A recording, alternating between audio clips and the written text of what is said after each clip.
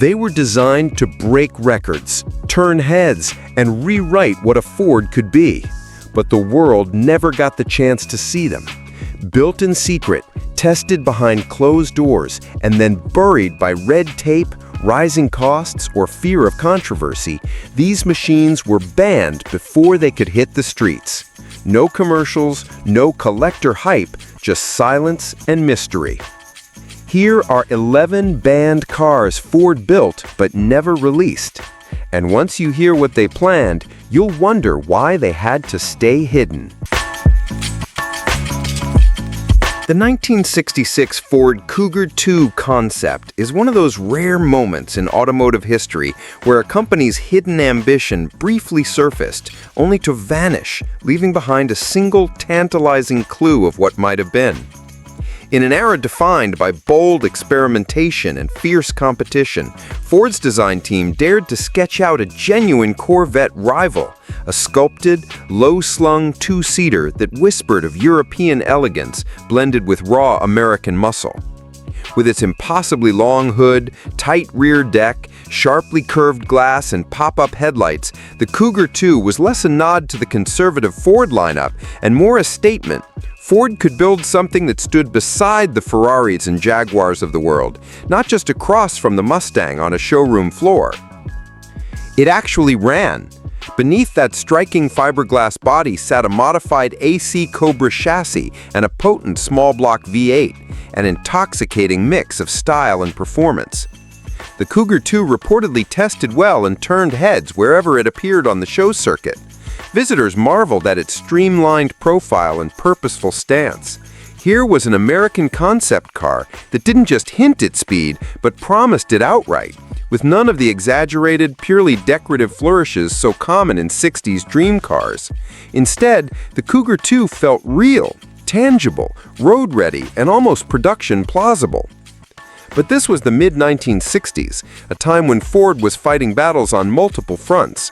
The Thunderbird had evolved into a highly profitable personal luxury car, and the all-new Mustang was on the brink of becoming a cultural phenomenon. Internally, Ford feared the Cougar II could cannibalize sales from both, too close in spirit to the Corvette for Thunderbird buyers, and too sophisticated, perhaps too expensive, to share showroom space with the Mustang. And so, despite the concept's brilliance and the buzz it generated, the decision was made to quietly sideline the project. The Cougar name itself survived, but was reassigned to Mercury's upcoming Mustang-based pony car, a much safer bet that fit Ford's growing stable without challenging its crown jewels. Looking back, it's almost painful to think what the Cougar II might have meant for Ford and for American sports car history. Picture an alternate timeline where instead of launching yet another pony car, Ford greenlit a true two-seater GT, a sleek, muscular American counterpoint to the European Grand Tours that dominated the era. It might have forced Chevrolet to rethink and refine the Corvette sooner, inspired Chrysler and AMC to field challengers, and added a layer of sophistication to Ford's image that even the Mustang couldn't match. But that world never materialized. The Cougar II became a ghost of possibility, surviving only as a single prototype, quietly stored in Ford's collection. Its story is a reminder of how close American manufacturers sometimes came to shifting the sports car narrative, not just with brute force and horsepower, but with genuine style, balance, and engineering focus. In the Cougar II's impossibly low nose, pop-up headlights, and flowing fastback turves, you glimpsed the shape of a Ford that could have been, not just a maker of muscle cars, but a brand ready to build an American Ferrari. Would it have worked? Would buyers in the 60s have embraced a sophisticated Ford sports car priced above the Mustang? Would it have reshaped Ford's legacy, pulling it closer to the world of high-speed European touring rather than mass-market performance? We'll never truly know, but the Cougar II remains a breathtaking answer to a question most people never thought to ask. What if Ford, at the peak of its creative confidence, had dared to chase beauty and balance instead of volume? What if they'd built a Corvette rival, not just another Mustang? In that single surviving prototype, frozen in time and polished to a show car shine, we see that daring vision, an American sports car dream, real enough to roll under its own power, but destined never to leave the stage. And in its silent fiberglass panels and hidden V8 heartbeat, the Cougar 2 still whispers the story of what might have been. Picture it, the dawn of the 1980s in Dearborn, Michigan. Disco was fading, the first home computers were blinking to life, and deep inside Ford's Skunk Works, a handful of designers and engineers dared to dream beyond pickup trucks, family sedans, and polite Mustangs. They envisioned something that felt like pure rebellion. A sleek, low-slung, mid-engine sports car so radical that it would rattle the windows of Corvette headquarters in Bowling Green and send shockwaves across the Atlantic, all the way to Stuttgart and Maranello.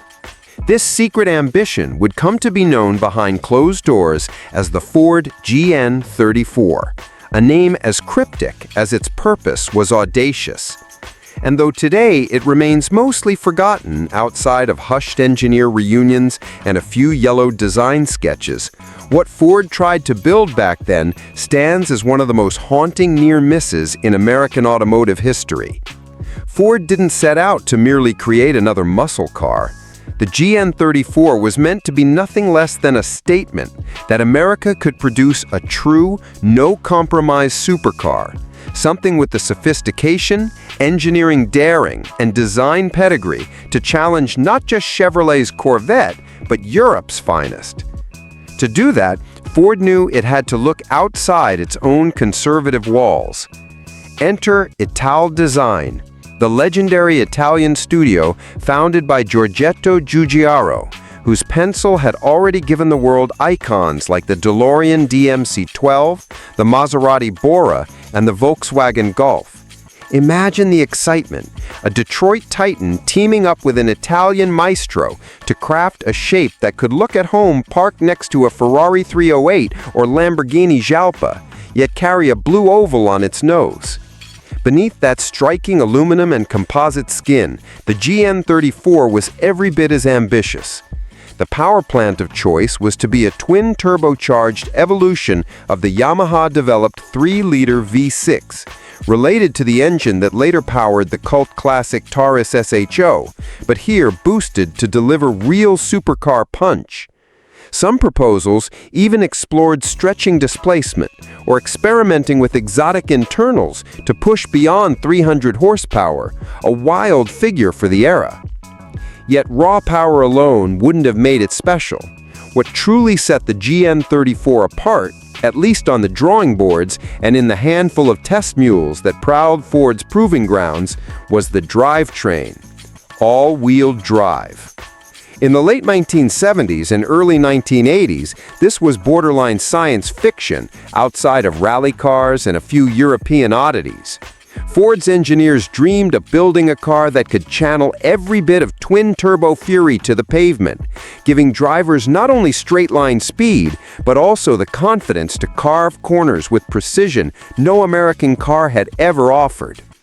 By the early 1980s, there were running prototypes. Test drivers whispered about the GN34's explosive acceleration, the sensation of being gently pushed in the back by an invisible hand as the turbos spooled.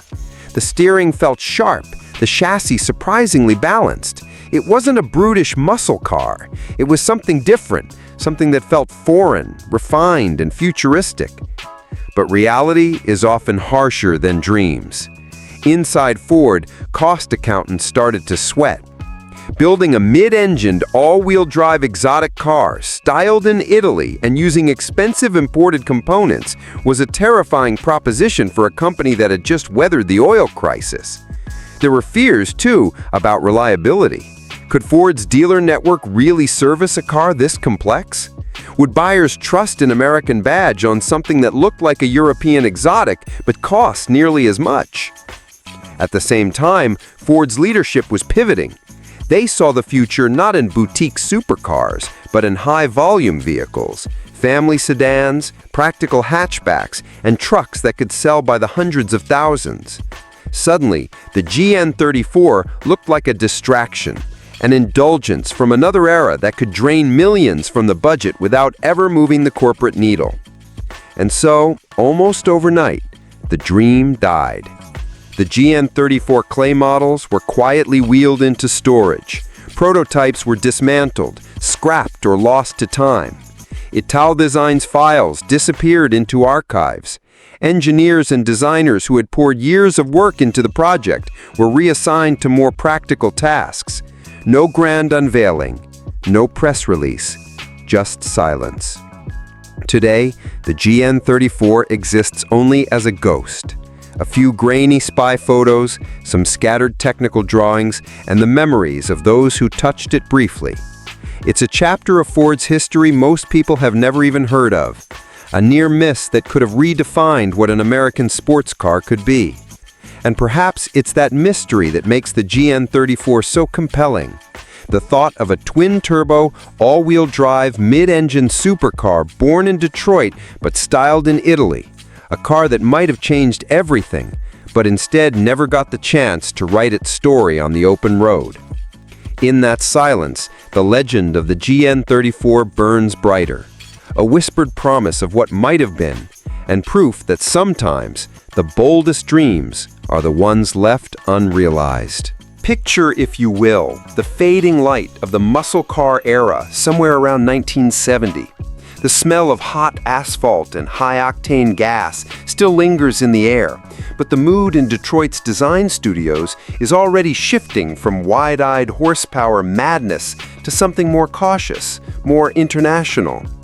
Deep in Ford's design center, a handful of stylists and engineers gather around a clay model draped in a velvet cloth. They pull it away, and there it is, the 1971 Ford Mustang Milano, a concept so sleek, so radical, it feels like someone spliced together a Detroit pony car and an Italian Grand Tour. The Milano was more than just a show car. It was Ford daring to imagine a Mustang transformed by European sensibility. Just look at it, impossibly long and low, bathed in metallic deep purple that shimmered under the show lights. Its fastback roofline swept down into a tail so sharp it seemed to slice the air itself. Up front, hidden headlights peered out from behind a full-width grille, a styling flourish that made the car look menacing yet refined. Side vents, sculpted fenders, and graceful proportions whispered Ferrari or Maserati more than Detroit iron. It felt like a Mustang reimagined from Monaco rather than Main Street. Under that dramatic body, the Milano still had Mustang DNA, V8 power, rear-wheel drive, but the form told a different story. This was less dragstrip bruiser, more road racing, continent-crushing GT. Ford painted it in ultraviolet purple, a color that seemed to glow differently depending on the angle and light, giving it an otherworldly aura on the show stand. It was a car that seemed to promise a new chapter for the Mustang, leaner, sleeker, and more sophisticated. A sports car that could look a Porsche 911 in the eye while still thundering down the interstate. The public reaction was electric. Crowds at auto shows gathered shoulder to shoulder just to get a glimpse. Enthusiasts imagined the Mustang evolving into something that could challenge the best from Europe without losing its all-American soul. Designers even talked quietly about adapting some of the Milano's styling cues into the production car. Maybe the hidden headlights, maybe the fastback silhouette, maybe even the bolder use of color. But outside the bright lights of the auto show circuit, reality was changing fast. The insurance companies had declared war on muscle cars, tacking huge surcharges onto anything with serious horsepower. New federal crash regulations threatened to make hidden headlights and knife-edged fenders impossible to bring to production. And the broader market was turning away from wild, fuel-thirsty performers just as the first whispers of an oil crisis began to ripple through the industry. Inside Ford's boardrooms, excitement gave way to hesitation. Was there really a future for a Mustang that looked like this, when customers were already starting to ask for smaller engines and lower insurance premiums? The decision came quietly, as it often does. the Milano would remain a showpiece, a beautiful distraction from the sobering reality of falling sales charts and rising fuel prices.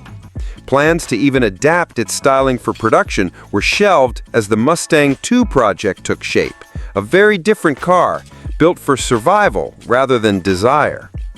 And so the 1971 Mustang Milano was quietly rolled back into the design studio, destined for history books rather than highways. But what a vision it was, proof that Ford once dared to imagine a Mustang reborn as a world-class GT, dripping with Italianate drama and built to seduce the Autobahn as easily as Woodward Avenue. It stands today as a phantom of what might have been, an ultraviolet glimpse into an alternate history where the pony car never lost its grace or its bravado, but instead evolved into something sleeker, sharper, and impossibly beautiful.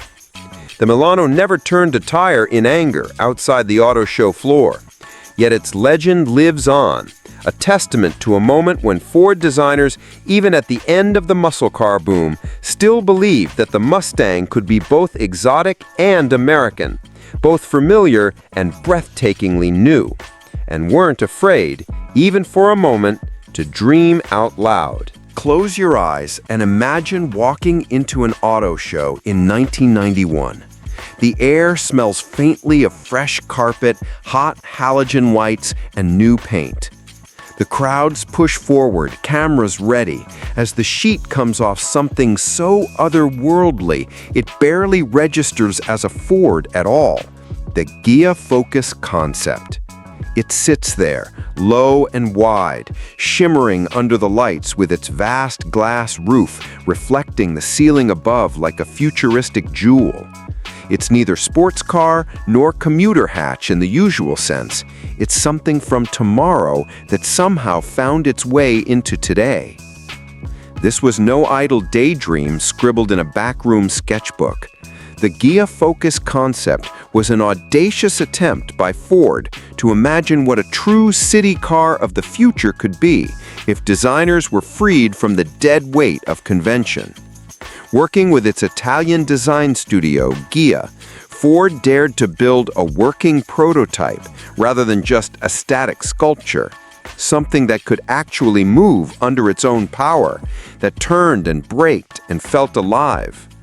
The shape itself felt like a rebellion, mid-engine layout with a compact powertrain tucked behind the seats, freeing the front for luggage and crash protection. Huge glass canopy overhead, flooding the cabin with light and giving passengers the sense of being in a rolling observatory rather than a mere car. The body was short, squat, and dramatically sculpted, its rear haunches swelling over wide wheels, while the front was smooth, almost featureless, emphasizing simplicity over aggression. Step closer, peer through that dome of glass, and you'd see an interior so advanced it felt lifted from science fiction. Digital displays, sculptural seats, and a minimalist dashboard hinted at a new relationship between driver and machine, one centered on clarity, openness, and calm, rather than speed and intimidation. The Ghia Focus whispered that the car of the future could be a serene personal pod for the city rather than a snarling beast. And behind the scenes, engineers toyed with hybrid drivetrains and energy recovery years before Toyota's Prius would make such ideas mainstream. The idea wasn't brute force or quarter-mile times. It was agility, efficiency, and a futuristic nod to sustainability decades ahead of Ford's usual playbook. Yet as bold as it looked, the car ran. Prototypes turned wheels on test tracks. Ford execs rode in it, feeling that airy cabin, seeing heads turn wherever it went. For a few bright moments, it seemed possible that the Focus name might debut on a vehicle that broke every rule. Mid-engined, experimental powertrain, panoramic roof, a rolling statement that the future had finally arrived. But that was 1991, a time when the SUV boom was just igniting, when dealers were still selling big V8s to families, and when buyers looked at something this radical with a mix of awe and fear. Ford's leadership, staring at balance sheets and market research, worried about cost, reliability, and whether their customer base was ready to accept a car so utterly different. They feared a flop that could haunt the company for years. Slowly, the vision was scaled back, simplified, rationalized. In the end, all that remained of this audacious dream was the name Focus. When the production Ford Focus finally arrived in 1998, it was praised as fresh and modern, but it was still a front-wheel drive compact hatchback, built to compete with the Civic and Golf rather than rewrite the rules. The production Focus was successful, but safe, a careful answer to a predictable question rather than a leap into the unknown. The Ghia Focus concept, meanwhile, faded into obscurity, occasionally appearing in old photographs, a museum corner, or the memory of someone who saw it on the show stand, shimmering under spotlights like a visitor from another timeline. A car decades ahead of its time, not banned by law or politics, but by its own creator's fear of daring too much too soon. It remains an artifact of what Ford could have been at its most fearless, a company willing to risk ridicule, to challenge buyers, to bring tomorrow into the present. And in that silent glass-roofed shape, you can still see a glimmer of what was possible, proof that sometimes the boldest revolutions are the ones stopped by the very hands that dared to begin them. Picture America at the dawn of the 1970s, a nation gripped by seismic change. The muscle car era, once a wild celebration of horsepower and reckless speed, was suddenly under siege. The oil crisis loomed large on the horizon, gasoline prices started to climb, and government regulators were cracking down on emissions with increasing fervor. Insurance companies imposed sky-high premiums on high-performance cars, and the once booming muscle car market began to show worrying signs of decline. Detroit's automakers scrambled to adjust, often by dialing back power and emphasizing economy. But beneath this cautious exterior, a small group of Ford engineers refused to surrender the spirit of American muscle. In secret, they dreamed of a future where performance could coexist with efficiency, where muscle cars could evolve without losing their soul. This rebellion took form in the shadowy halls of Ford's experimental labs in 1973, where the Mustang Super Stallion prototype was born, a car that dared to imagine the muscle car not as a dying relic, but as a vibrant, turbocharged phoenix rising from the ashes. Unlike the raw, naturally aspirated V8s that had defined the Mustang's image, the Super Stallion was built around a smaller, lighter 4.9-liter V8 block that was re-engineered to withstand the forces of a turbocharger. This wasn't merely about adding boost, it was about reinventing performance for an era of new challenges. Turbocharging in the early 70s was still largely unproven on American muscle cars. European automakers had dabbled in forced induction, but for Detroit, it was a technological frontier fraught with unknowns, heat management, turbo lag, reliability concerns. Yet Ford's engineers forged ahead, installing a single turbocharger designed to spool quickly and provide a broad power band. The result was a thrillingly responsive engine that, rather than delivering an abrupt punch, built power steadily and controllably, transforming the Mustang's character from a brute force weapon to a more sophisticated and efficient performance machine. Weight reduction was another critical focus. Engineers stripped out unnecessary mass, employing thinner gauge panels, simplified interiors, and revised suspension components. The Super Stallion shed hundreds of pounds compared to the standard Mustang, gaining agility and sharper handling to complement its turbocharged heart. Test drivers reported a car that felt more alive and nimble, responsive to driver inputs, capable of attacking corners with newfound enthusiasm, and still brutal when unleashed on the straightaways. What set the Super Stallion apart wasn't just its engineering prowess, but its timing, a precarious moment where the muscle car was caught between past glory and uncertain future. Ford's marketing and corporate strategy had begun shifting hard toward economy models and family sedans in response to tightening fuel economy standards and shifting consumer demands. The muscle car was rapidly becoming a liability, seen as an indulgence rather than an asset. Executives fretted over warranty issues tied to the complexity of turbo systems, worried about the readiness of dealer service networks, and feared alienating a market increasingly wary of performance cars. Despite its promise, the Super Stallion was buried. Prototypes were quietly shelved, documentation sealed away, and the Mustang name carried on without ever embracing turbocharging. It would take more than a decade before turbocharged Mustangs would finally break cover, and by then, the muscle car landscape had irrevocably changed.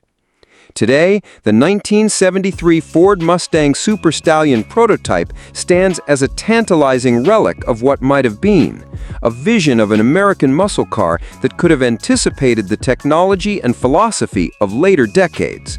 It was a Mustang that promised efficiency without compromise, agility without sacrifice, and the kind of intelligent performance that modern enthusiasts now prize. But the timing was wrong, the corporate fears too strong, and the world not quite ready for a turbocharged muscle car revolution. What if the Mustang had gone turbo a decade earlier? What if this secret project had been unleashed to the public? Could the muscle car era have been extended, its spirit renewed instead of fading? Imagine stepping back into the early 1960s, a period charged with boundless optimism and fascination with the future. The space race was captivating the world's imagination, NASA was preparing to send men into orbit, and everywhere people dreamed of sleek rockets, flying cars, and a new age of technological marvels. In Detroit, Ford's design studios were equally swept up in this cultural tide, eager to reimagine the automobile not as a mere transportation tool, but as a visionary symbol of progress, freedom, and exploration. The result was the 1964 Ford Aurora, a concept so radical it seemed less like a car and more like a spacecraft designed to ferry passengers through a gleaming future yet to arrive. The Aurora was an architectural marvel of automotive design. Unlike the bulky, chrome-laden sedans that dominated the streets, it featured an enormous bubble canopy made from lightweight, durable acrylic glass, stretching over the entire cabin like a crystal dome. This canopy wasn't just about aesthetics, it transformed the driving experience, flooding the interior with natural light, providing panoramic views that made every journey feel like a voyage through the stars. Passengers sat within a four-seat arrangement designed for maximum openness and comfort, arranged to encourage social interaction rather than isolation. This was a car that invited its occupants to look outward, to connect with the world around them in a way no other car had dared before. Beneath the futuristic canopy, the Aurora's architecture was equally unconventional.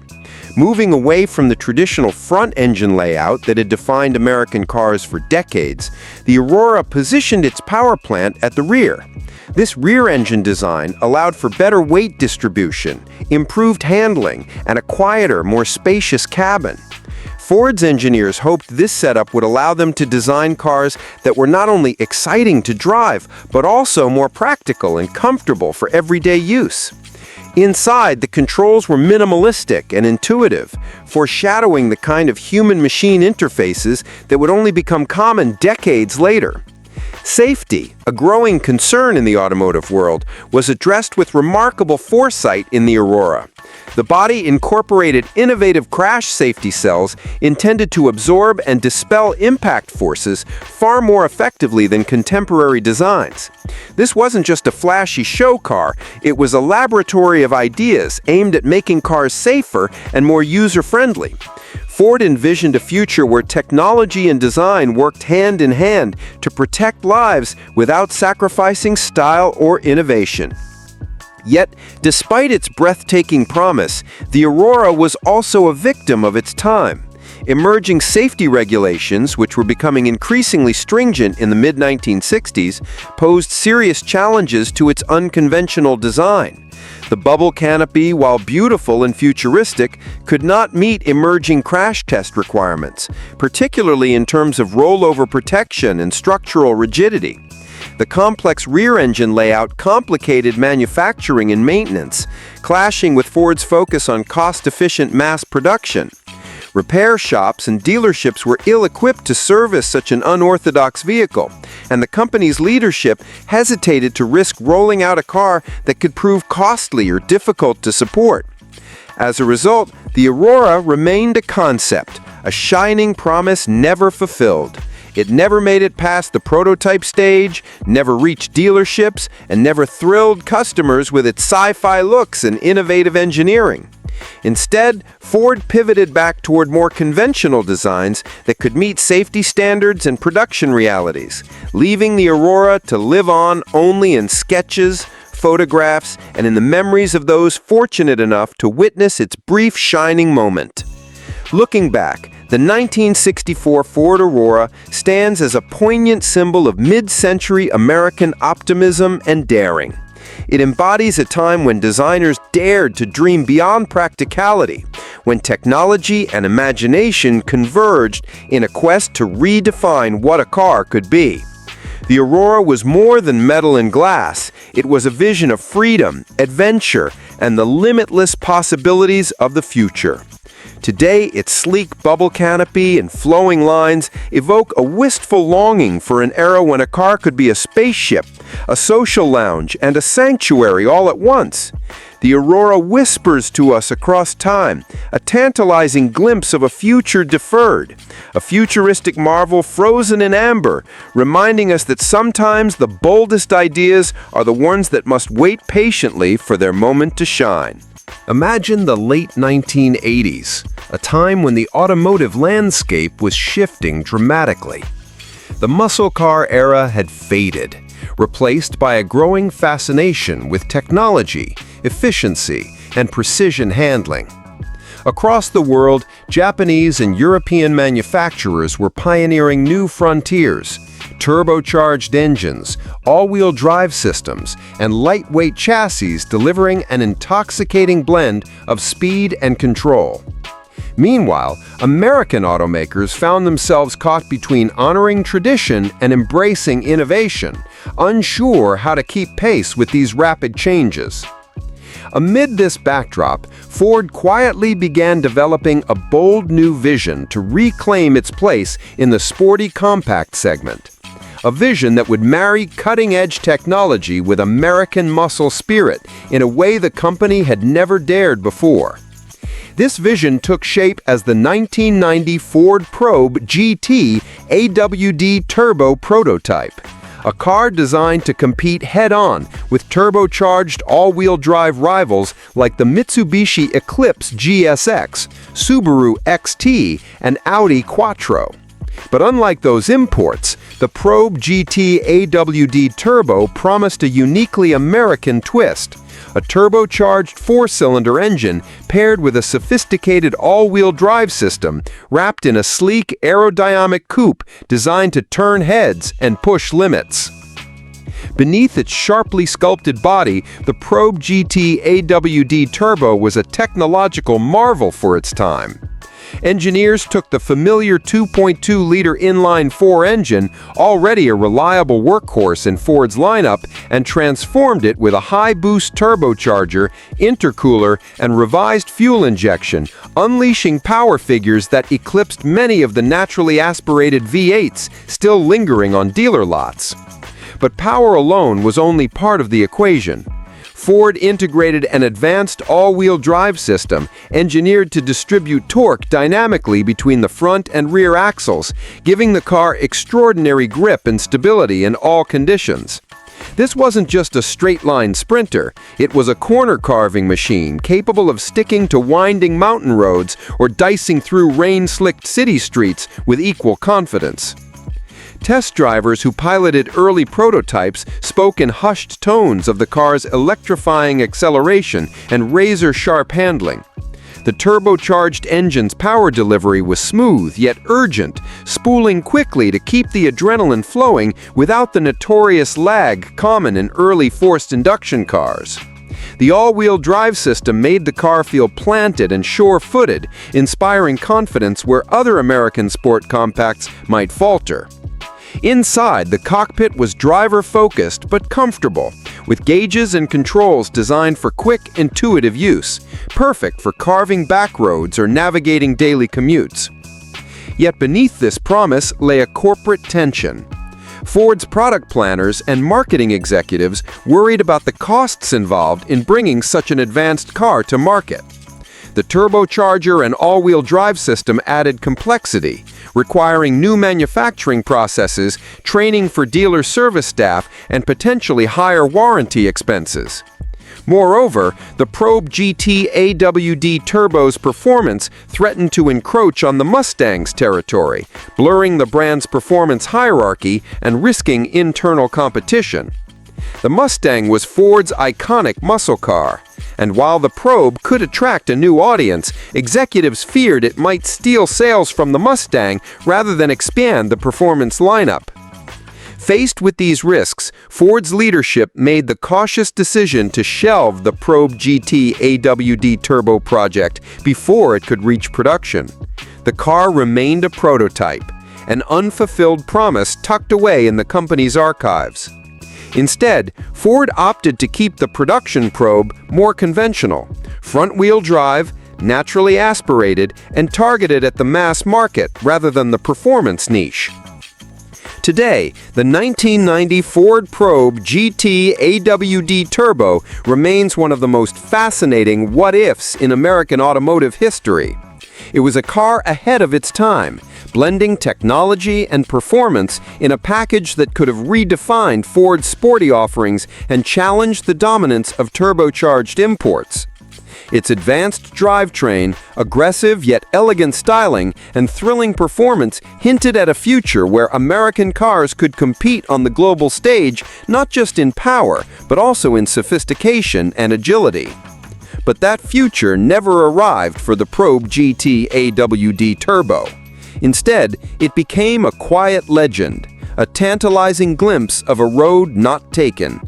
It serves as a reminder that sometimes even the boldest innovations are stifled by caution, that progress requires not just vision, but timing and courage. In the shadow of this forgotten prototype, we can imagine what might have been.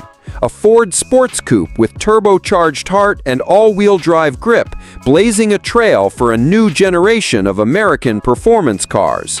Picture the mid-2000s, a time when the automotive world was at a crossroads. The muscle car renaissance was underway, with modern interpretations of classic icons capturing hearts worldwide. Yet beneath this resurgence lay a complex web of challenges: tightening global emissions regulations, rising development and production costs, shifting market demands, and the ominous clouds of an impending economic recession. In this environment, the delicate dance between passion and pragmatism defined every decision made by automakers. Into this volatile landscape, Ford crafted a vision that sought to capture the pure essence of American performance heritage. A car that could rekindle the flame of one of the most legendary names in automotive history, the Shelby Cobra. This was the 2006 Ford Shelby Cobra concept, affectionately known as Daisy. Daisy was not just another concept car. It was a bold statement of raw power and mechanical purity, a loving tribute to the original Shelby Cobra's ruthless simplicity and visceral driving experience. Where so many modern sports cars chased electronic aids, luxury appointments, and turbocharged efficiency, Daisy stripped everything back. Its body was hand-formed from lightweight aluminum, echoing the original Cobra's emphasis on minimalism and weight-saving craftsmanship. Every curve, crease, and panel was sculpted to evoke the primal beauty of a race car designed to dominate both track and road. Underneath that stunning aluminum skin, the heart of Daisy was a naturally aspirated V10 engine, a choice that spoke volumes about Ford's intent. This power plant was raw, brutal, and unfiltered, delivering an intoxicating symphony of mechanical noise that stirred the soul. Unlike the supercharged or turbocharged monsters flooding the market, Daisy's V10 was honest and direct. Every throttle blip translated into an immediate and thrilling response, a car that demanded respect and rewarded skill. This was a roadster meant to be felt with every fiber of the driver's being, where the connection between man and machine was pure and unmediated. Ford's commitment to authenticity was further underscored by their decision to build a fully functional running prototype. This wasn't a static showpiece designed merely to dazzle crowds under spotlights. Daisy was a real car, tested on real roads, engineered to perform. To seal the project's credibility, Ford invited Shelby himself, the man whose name is synonymous with American racing excellence and muscle car mythology, to get behind the wheel. Shelby's hands gripped the steering wheel, his instincts reading the car's every nuance. His approval was a powerful endorsement, an affirmation that Daisy had captured the unyielding spirit of the original Cobras, a perfect balance of performance, passion, and heritage. But even with Shelby's blessing and a car so pure in its intent, the forces of timing and circumstance conspired against Daisy. By 2006, the global automotive industry was tightening its regulatory noose. Emission standards were becoming more stringent year after year, particularly for naturally aspirated V10 engines, power plants that, despite their performance allure, struggled to meet the new environmental mandates without costly and complex modifications. The looming recession added another layer of uncertainty. Ford's executives, wary of risk, sought to protect the company's financial health amid volatile market conditions. Projects like Daisy, which demanded significant investment but targeted a niche market, suddenly appeared less viable. The business case for Daisy unraveled swiftly. Marketing teams questioned whether a raw, unfiltered V10 Roadster could find enough buyers in a world increasingly focused on fuel efficiency and emissions compliance. Production costs for a low-volume, hand-built aluminum Roadster were daunting. Warranty and service concerns mounted, particularly given the car's bespoke nature. In boardrooms, the car that once sparked excitement became a liability. And so, with a quiet finality, Daisy was shelved. The running prototype was crated and sent to a Ford warehouse, tucked away out of sight and out of mind. The roar of its V10 engine was silenced before it could ever echo on public roads or racetracks. The Shelby Cobra's rebirth was stopped not by a lack of vision or engineering prowess, but by the harsh realities of timing, economics, and regulatory pressure. Today, the 2006 Ford Shelby Cobra concept, Daisy, lives on as a legend whispered among enthusiasts, a ghostly promise of what might have been. It stands as a monument to a rare moment when passion, craftsmanship, and engineering brilliance converged to produce a car that honored the past while daring to push forward. In the dusty corners of that warehouse, Daisy rests, silent but unforgotten, a mechanical heartbeat waiting for a world ready to embrace its wild spirit once more. Its story is more than that of a car. It is a tale of ambition and restraint, of how the best ideas sometimes must pause and wait for the right moment to shine. Daisy reminds us that innovation is as much about timing as it is about talent, and that even the most ferocious dreams can be tamed by circumstance. But in the hearts of those who understand, Daisy remains, a raw, unyielding symbol of the Shelby legacy and the eternal quest for driving purity. Picture the late 1950s, an era bursting with electrifying optimism, when the dawn of the atomic age ignited imaginations across the globe. America was riding a wave of technological triumphs. The launch of Sputnik had ignited a space race. Nuclear power plants promised endless energy, and everything from household appliances to skyscrapers seemed poised for a nuclear revolution. In this heady atmosphere, where science fiction teetered on the edge of reality, Ford dared to dream bigger than ever before. The result was the 1958 Ford Nucleon, a concept car so wild, so visionary, that it seemed to come straight out of a sci-fi novel. This was to be the world's first nuclear-powered automobile, a car designed to harness the almost limitless energy of a small nuclear reactor, and in doing so, revolutionize the very idea of transportation. Unlike most concept cars that were simply style exercises or futuristic fantasies, the Nucleon was a serious engineering study. Ford scientists and engineers didn't just sketch out sleek lines. They began grappling with the staggering challenges of miniaturizing a nuclear reactor to fit inside a car chassis. They envisioned a reactor core compact enough to be safely housed behind the cabin, with shielding materials carefully calculated to protect passengers and the environment from lethal radiation. Unlike the bulky stationary reactors powering nuclear submarines or power plants, the Nucleon's power source had to be dramatically smaller and lighter, while still capable of producing enough heat to generate electricity for propulsion. Ford's designers wrapped these audacious technical ambitions in a sleek, rocket-inspired shell that epitomized 1950s futurism. The car's elongated body was low and aerodynamic, its rear fins sweeping back in tribute to jet-age aesthetics.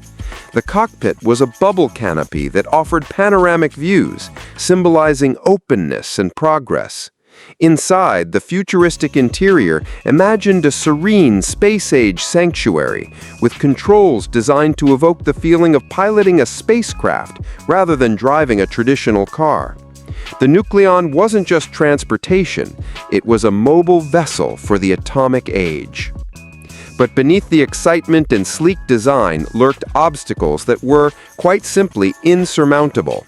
The science of nuclear reactors demanded thick, dense shielding, often layers of lead or concrete, to protect humans from the deadly radiation emitted during fission. Incorporating such shielding into a car, while maintaining manageable weight and size, was a puzzle that strained the limits of 1950s material science. Even if these barriers were overcome, the risks of radiation leaks, nuclear accidents, and contamination were enormous. Public perception, already wary of atomic technology's destructive potential, would be impossible to sway in favor of atomic-powered cars barreling down city streets. Financially, the concept was equally daunting. Developing a compact, safe, and reliable nuclear propulsion system required staggering investment in materials, testing, and infrastructure. Ford's leadership realized that producing the Nucleon on a mass scale was far beyond practical reach. Nuclear fuel handling, specialized manufacturing processes, and government oversight would all add layers of complexity and cost that the consumer car market could never bear. Moreover, governments quickly moved to ban nuclear civilian propulsion. The idea of cars powered by nuclear reactors, mobile sources of potential catastrophe, was deemed too dangerous, too unpredictable, and legally untenable. The entire regulatory framework of transportation, public safety, and environmental protection was simply not equipped to accommodate such technology. As a result, the Ford Nucleon never left the drawing board and its scale model. It never roared to life under its own atomic power, never carried a family on the highway, and never sparked a revolution in personal mobility. Instead, it became an extraordinary monument to human ambition, proof of a time when the atomic promise seemed limitless, and when inventors dared to imagine cars fueled by the energy of stars. Today, the Nucleon is remembered as Ford's most daring and fantastical concept, a wild dream frozen in time. It is a symbol of the atomic age's soaring hopes and the sobering reality that some visions, no matter how brilliant, must bow to physics, economics, and safety. A car so radical that not only did it never reach production, but the very idea of selling it was outlawed by governments around the world. Its legacy endures as a breathtaking example of 20th century innovation and optimism, reminding us that the road to the future is often paved with ideas too bold for their time. The 1958 Ford Nucleon whispers a powerful lesson. In the quest for progress, imagination must always be balanced with caution. And sometimes, the most extraordinary dreams become legends. Beautiful, impossible, and forever inspiring. Imagine the mid-1980s, a time when rally racing was on the edge of its wildest and most dangerous evolution. Group B Rally, the most thrilling, most extreme motorsport class ever created, had car manufacturers locked in a fierce battle to build machines that were faster, lighter, and more powerful than anything seen before on gravel, snow, and tarmac. The crowds were enormous, the stakes high, and the cars were engineering marvels that pushed the boundaries of what was humanly possible behind the wheel. But with every lap came increasing risk, and the line between exhilaration and disaster was razor thin. Into this intense arena stepped Ford with a vision, the 1987 Escort RS 1700T, a radical evolution meant to not just compete, but dominate the unforgiving Group B stage. The RS 1700T was conceived as the spiritual successor to the fabled RS 200, which had captured imaginations with its mid-engine, four-wheel drive layout and blistering speed. But Ford's engineers took a different route with the RS 1700T. They chose to go rear-wheel drive, eschewing the growing trend of all-wheel drive rally cars in a bid to create a lighter, more agile machine that relied on driver skill, power, and precision. The car was built around a turbocharged engine designed to deliver staggering power in a compact, nimble chassis. Every element of the RS 1700T's design emphasized speed and control. Its aerodynamic bodywork sliced through the air, while the suspension and brakes were tuned for razor-sharp responsiveness. Behind the scenes, Ford's engineers worked feverishly, developing advanced materials and technologies to ensure the car could withstand the brutal conditions of rally stages while unleashing raw, untamed power. Test drivers who piloted early versions of the RS 1700T described a car that was a wild stallion, ferocious, fast, and thrilling to the point of danger. But as the RS 1700T took shape, a darker reality was unfolding in the world of Group B. The class had become infamous for its spectacle, but also its hazards. The cars were monstrously powerful, some producing over 600 horsepower, often with minimal electronic aids and barely controllable on treacherous roads lined with thousands of fans standing just feet away. Fatal accidents became heartbreakingly common. In 1986 alone, multiple tragedies occurred, including the deaths of beloved drivers and innocent spectators, shattering the sport's image and prompting calls for immediate reform. Faced with mounting pressure, the FIA, the International Motorsport Governing Body, acted decisively, banning Group B at the end of the 1986 season. The announcement sent shockwaves through the racing world. Projects like Ford's Escort RS 1700T, developed at great expense and embodying years of innovation and ambition, were suddenly obsolete. The car, born for a class that no longer existed, was effectively outlawed before it could ever race in earnest. Ford's reaction was swift but somber. The RS 1700T program was canceled outright. Only a few prototypes were completed, and many were dismantled or hidden away in private collections. The car that had promised to redefine rallying's future was consigned to obscurity, a phantom machine with unfulfilled potential. Today, the 1987 Ford Escort RS 1700T remains one of motorsport's most haunting what-ifs. It is a symbol of a golden era of rallying, when innovation raced ahead of safety and ambition flirted dangerously with disaster. It stands as a testament to engineering brilliance cut short by tragedy and regulatory intervention. Enthusiasts regard surviving examples as priceless relics, tokens of a lost epoch when the sport was raw, brutal, and beautiful all at once. The RS 1700T's story is a chilling reminder that in high-stakes competition, progress and peril are inseparable. When entire categories vanish, the cars built for them vanish too, sometimes destroyed to erase their memory. Yet the Escort RS 1700T endures in legend, a ghostly reminder of speed, power, and a rallying spirit that burned too bright for its own good. It embodies the eternal allure of the might-have-been, a car frozen in time, forever yearning to race. Picture the early 1970s, a world shaken by the seismic shocks of the oil crisis that sent fuel prices spiraling and rattled the foundations of the global automotive industry.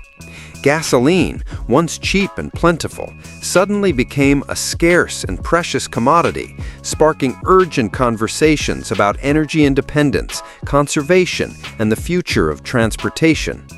It was a moment that demanded bold thinking and radical innovation.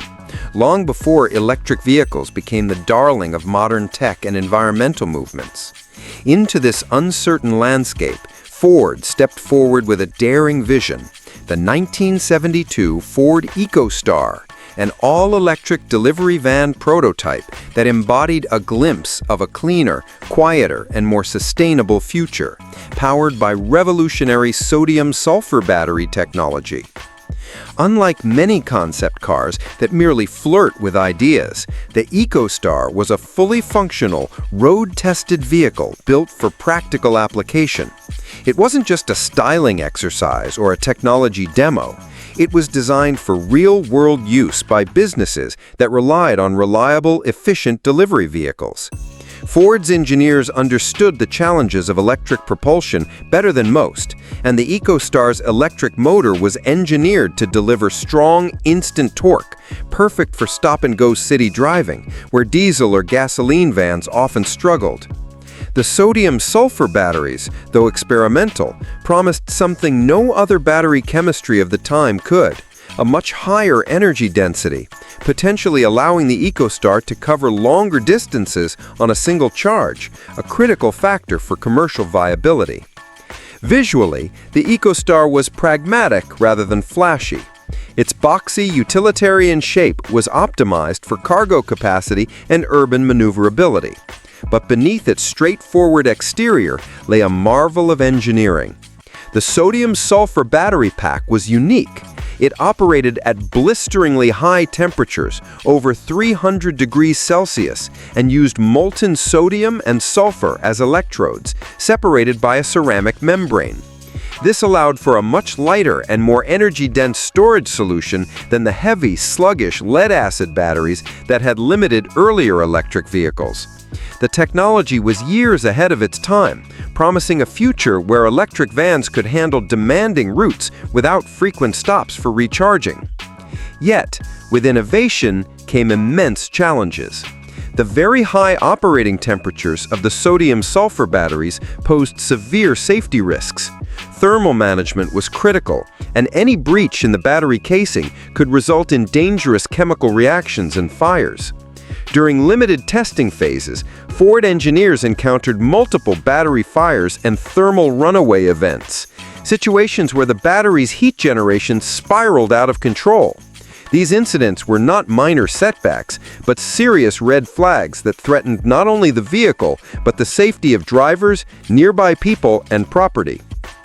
Faced with these risks, Ford's management had to weigh the promise of pioneering electric mobility against the very real dangers of catastrophic failure. The automotive industry's liability landscape was unforgiving, and any incident could have led to massive legal and financial repercussions. Despite the environmental urgency and the clear potential benefits, the Ecostar project was deemed too risky to continue. In a pragmatic yet tragic move, Ford made the difficult decision to terminate the program. Most of the prototypes, including those with functioning batteries, were destroyed to eliminate any possibility of accidents or liability claims. The dream of launching an electric delivery van decades before its time was abruptly halted, and the Ecostar faded into obscurity, known only to a handful of engineers and industry historians. Today, the 1972 Ford Ecostar stands as one of the most fascinating and largely forgotten stories in automotive history. A visionary project that nearly kick-started the electric vehicle revolution a full generation before Tesla, Nissan, or Chevy would bring EVs into the mainstream. It was an electric future almost realized, blocked not by a lack of vision or passion, but by the harsh realities of science, safety, and economics. The Ecostar reminds us that innovation is often a bumpy road filled with setbacks, and that breakthroughs frequently require not only genius, but timing and persistence. In retrospect, the Ecostar was a harbinger of the electric wave that now sweeps the globe. It serves as a symbol of early hope and experimentation, a ghostly ancestor to today's electric vans quietly delivering goods in cities worldwide. Ford's 1972 Ecostar whispers a powerful lesson. The future is often imagined long before it arrives, and sometimes the most groundbreaking ideas must wait decades before the world is ready to embrace them fully.